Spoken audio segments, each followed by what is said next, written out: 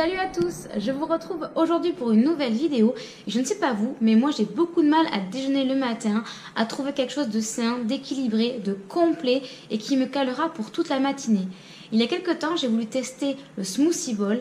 Vous savez, en ce moment, on entend beaucoup parler de cuisine dans les bols, que ce soit le poke bowl, le Buddha bowl, des choses saines, équilibrées. Et moi, j'avoue que j'ai un petit penchant pour le smoothie bowl, puisque ça allie un smoothie, des fruits frais, des fruits secs, des graines, du granola, plein de choses très bonnes et je vous assure que moi ça me cale pour toute la matinée. Vous pouvez même, si vous avez un creux dans l'après-midi, vous faire ça au goûter et ça passe très bien.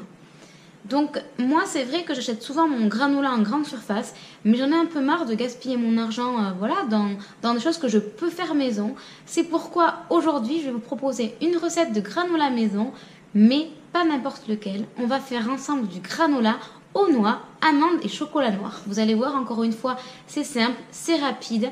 Et dans votre smoothie ou même dans votre lait le matin au petit-déj, voire même dans un yaourt, c'est parfait. Donc on va de suite dans ma cuisine pour voir la liste des ingrédients. C'est parti! Pour cette recette, il vous faudra donc 250 g de flocons d'avoine, 80 g d'amandes, 80 g de noisettes, 2 cuillères à soupe d'huile de coco vierge, 4 cuillères à soupe de sirop d'agave, 100 g de chocolat noir. Donc moi ici, j'ai acheté que des ingrédients bio. Je tenais à vous proposer quelque chose de très sain, de complet, d'équilibré. Donc j'ai essayé au maximum de prendre des choses bio, même le chocolat. Le chocolat, c'est celui-ci, c'est du Côte d'Or à 70% de cacao et on va voir ce que ça donne. Vous pouvez préchauffer votre four à 180 degrés et dans un premier temps, on va concasser grossièrement nos noisettes. Donc c'est bien des noisettes, hein, dans la présentation du tuto, j'ai dit noix, mais on fait bien un granola aux noisettes et aux amandes. Donc sur une planche à découper avec un couteau, vous taillez grossièrement parce qu'on veut des morceaux de noisettes, on ne veut pas de la poudre. Hein. Voilà ce que ça donne une fois nos noisettes concassées. Vous voyez, j'ai bien laissé des gros morceaux de noisettes et on va pouvoir faire de même avec les amandes. Là aussi, on va avoir de jolis morceaux, donc on ne les réduit pas en poudre. Mes amandes sont concassées et je vais pouvoir les laisser de côté avec mes noisettes et on va prendre l'huile vierge de coco et la faire fondre quelques secondes au micro-ondes afin de pouvoir l'utiliser. J'ai ici tous mes ingrédients et un grand saladier dans lequel je vais mettre dans un premier temps mes flocons d'avoine qui sont complets et bio. Ensuite, les amandes.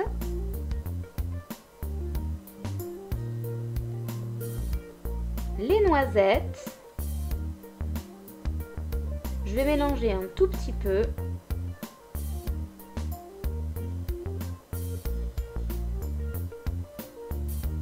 Voilà, on peut y intégrer l'huile vierge de coco que j'ai fait fondre juste avant au micro-ondes. Et pour finir, le sirop d'agave que vous pouvez remplacer par du miel ou encore du sirop d'érable. Et là, on va bien mélanger le tout.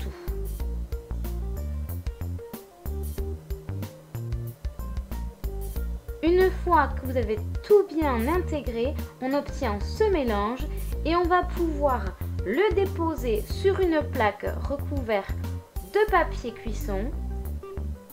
Donc vous versez tout ça sur votre plaque.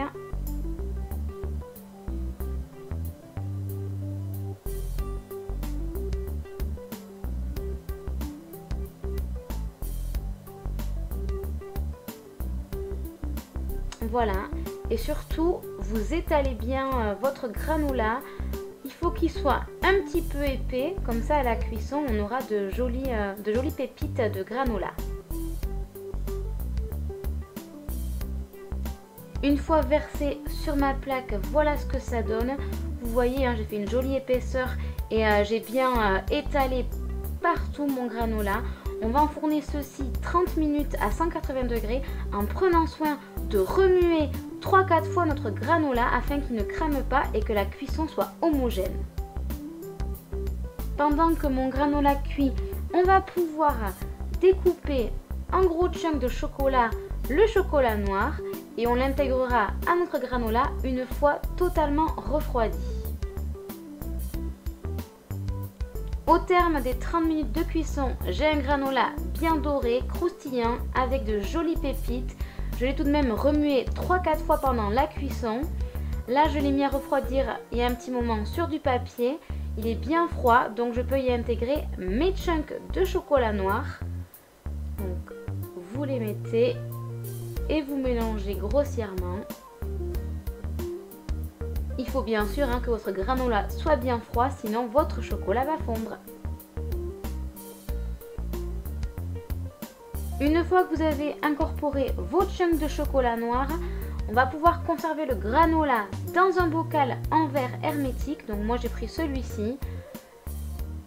C'est très pratique et vraiment ça va conserver le moelleux, le croustillant de votre granola, même si je pense que vous n'allez pas le garder très longtemps.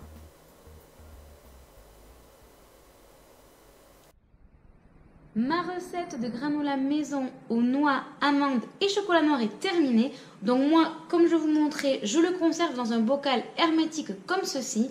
Mais il ne va pas avoir le temps de trop se conserver puisque dès demain matin, je vais le goûter dans mon smoothie bowl. D'ailleurs, je vous mettrai à la fin de cette vidéo mon smoothie bowl de demain matin avec donc ce bon granola.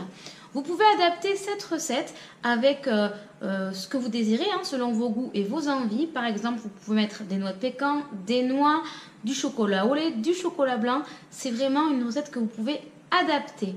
J'espère que cette nouvelle vidéo vous a plu. Si c'est le cas, on met des pouces bleus. Vous avez des idées, des questions, vous mettez tout ça en commentaire et j'y répondrai avec plaisir.